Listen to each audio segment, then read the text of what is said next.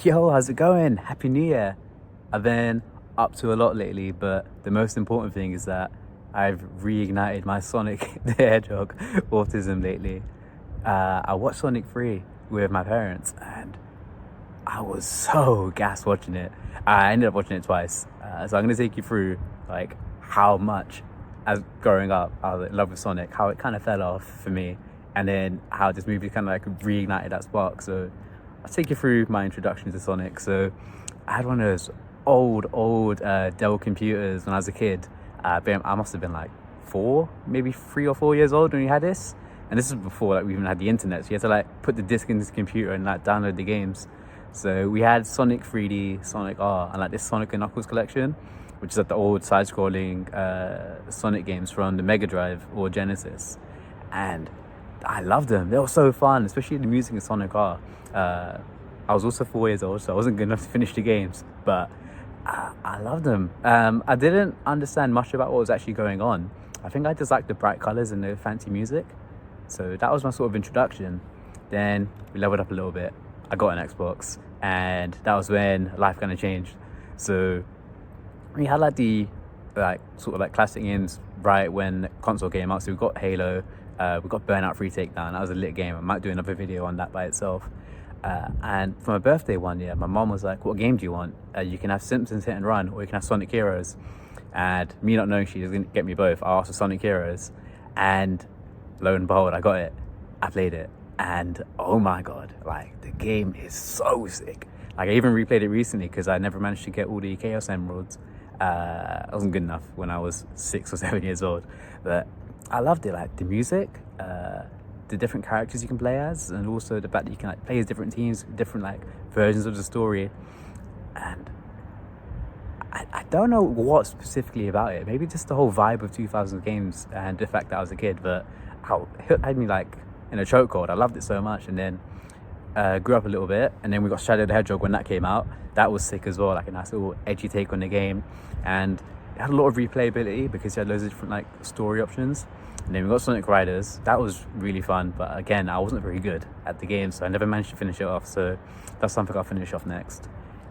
So after the Xbox, had the Game Boy and DS era certified. So we had Sonic Advance 3 on like my little Game Boy SP that I shared with my brother, and that game was sick. I still need to finish that one off as well, and it was really fun. Like I remember really liking the TV adverts for it, and it's like begging my mom like every week, like, "Oh, can we get it? Can we get it? Can we get it?" And then I'm sure we went on sale one day. This is back in Game or maybe Game Station, and I was like, "This," and I got it, and I was like, "Yes, this is so lit." Played it so much, and then got a little older and got our Nintendo DS's, and then I got Sonic Rush. I actually finished that game, and it was live, like a similar sort of vibe to Sonic Advance, but maybe because I was a little bit older, I found the game a bit easier.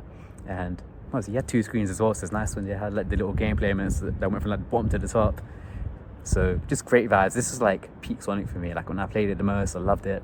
And then this was around the time I started watching Sonic X as well. It came on TV, and I loved the intro song to it. You know, gotta go fast, gotta go fast, all that. And after like a few weeks watching it, I realized that yeah, they're not playing these episodes on TV in any particular order, so you're just getting random episodes, and which is nice, but I didn't really ever understand the plot of the show, so I'll probably have to go and rewatch it fully one day. And next is the Slowdown. So this is when we got our Xbox 360 and we got the Wii as well. So I remember going into Woolworths, just like a department store where you could like play demos of games. And I played a demo for Sonic the Hedgehog, and I thought the graphics were incredible.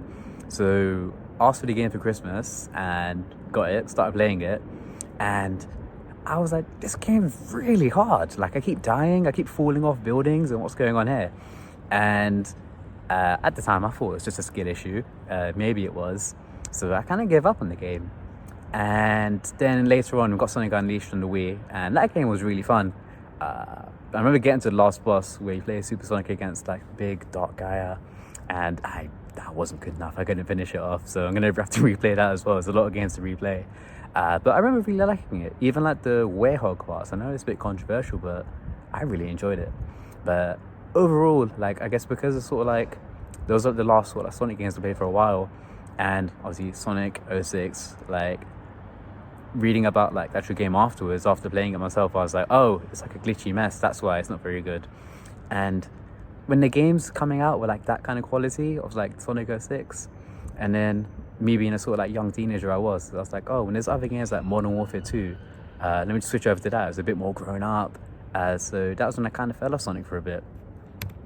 And then there was like a brief, what I thought sort of like second wind when Sonic Generations came out and Sonic Mania came out. So I played both of those at the time, and they were really fun. It was a nice little nostalgia trip, but it didn't really like reignite any particular spark. Like I just played it, I was like, that was fun, and then I put it away and then carried on playing other games. But the Sonic movies came out. Sonic 1 and 2, they were fantastic movies. Went to cinema to watch the first one. The second one, maybe just because it was like the sort of like COVID time period, I didn't really end up going to watch it in the cinema. Just wait for it to come on TV. And I only watched it relatively recently, and I was like, this movie is really cool. I mean, the thing that hooked me was the actual like dancing scene with that random, I think it's meant to be like a Russian or Slavic person, but yeah, that was really fun. But it didn't like kick off any kind of particular Sonic hyperfixation like I have right now. They were just good movies, and then I went on with the rest of my life. But then, as I'm sure you're all aware, Sonic 3 came out, and I shit you know, this was fantastic. This movie was so sick. Like, I knew it would be good. And something just like, maybe because Shadow was involved, and Shadow was like, he must have been like my favorite character when I was a kid, especially because he had his own game. But I did like drawings of Shadow as well when I was young, so maybe that was part of it. I just love Shadow so much.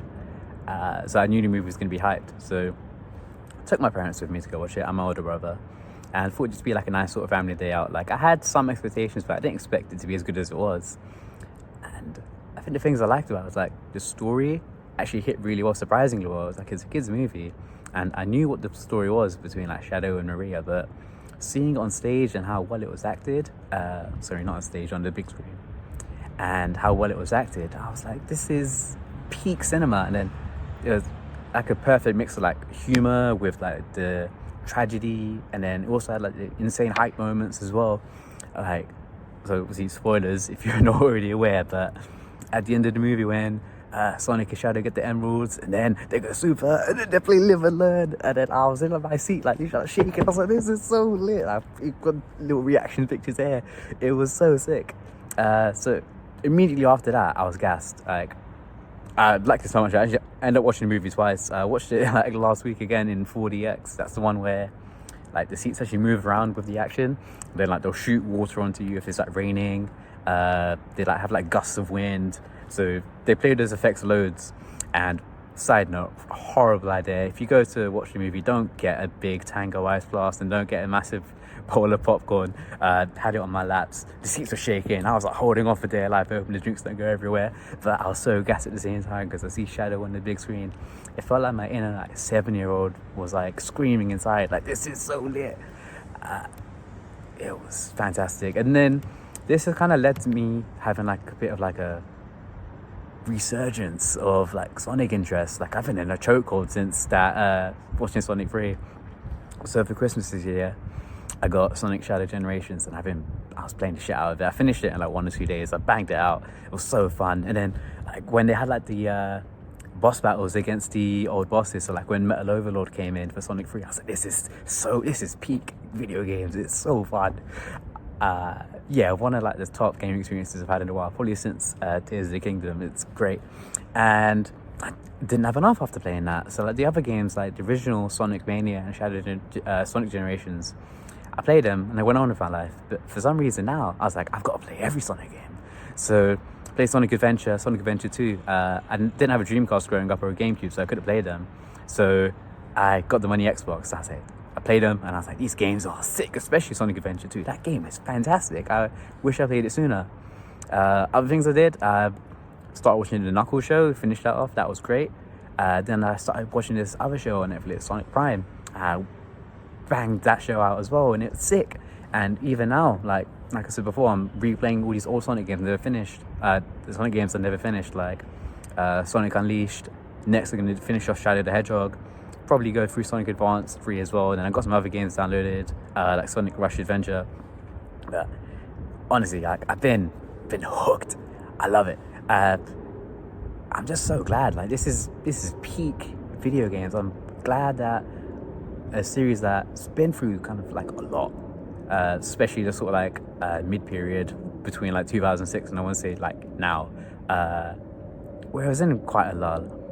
It's nice to see have a bit of a resurgence and everyone loved. It's not just me, like everyone's back into the Sonic hype. It's sick. Like my friends been watching it. I was like, this is peak video game. So good vibes. That's enough of me yapping about this. Probably I'll probably do another video at some point, but it's nice to be back. All one viewers I have, which is probably me on my other account. But nice. I'll catch you later, guys.